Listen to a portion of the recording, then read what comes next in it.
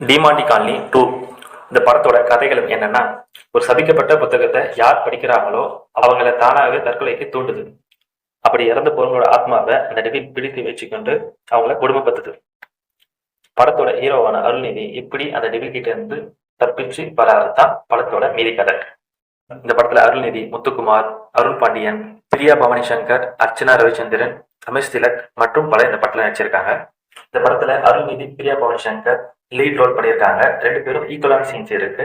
2 பேரும் அவங்க கொடுத்த கேரக்டர் சூப்பரா பண்ணியிருக்காங்க. முத்துக்குமார், அருண் பாண்டியன் ஆக்டிங் சூப்பரா இருக்கு. அர்ச்சனா ரவிச்சந்திரன் அவங்க கொடுத்த கேரக்டர் சூப்பரா பண்ணியிருக்காங்க. ரமேஷ் திலக் ஒரு சீன் வராரு, நோ டைலாக். இந்த படத்துல விஎஃப்எக்ஸ், சிஜி, சினிமா போட்டோகிராஃபி எல்லாம் சூப்பரா இருக்கு.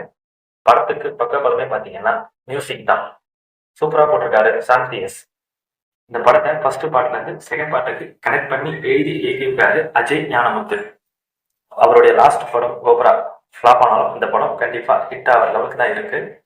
ஃபர்ஸ்ட் ஹாஃப்ல இருந்து இன்டர் பிளாக் அந்த செகண்ட் ஹாஃப் எல்லாம் செமையா இருக்கு. ஸ்கிரீன் பிளே அந்த அளவுக்கு இருக்கு, ஒரு கூஸ் பம்பா இருக்கு. பார்ட் 1ஐயும் இந்த பார்ட்டையும் கனெக்ட் பண்ணி ஸ்கிரீன் பிளே வேற லெவலில் காட்டியிருக்காரு டைரக்டர். பேய்லாம் காட்டாருன்னா படத்தை அந்த அளவுக்கு மிரட்டி வச்சிருக்காரு. பார்ட் 3க்கு லீட் கொடுத்து முடிச்சு வச்சிருக்காரு. மொத்தத்துல இந்த படத்தை தேட்டர்ல போய் பார்த்தீங்கன்னா செம்மையா உங்களுக்கு எக்ஸ்பீரியன்ஸ் கிடைக்கும். Bye bye.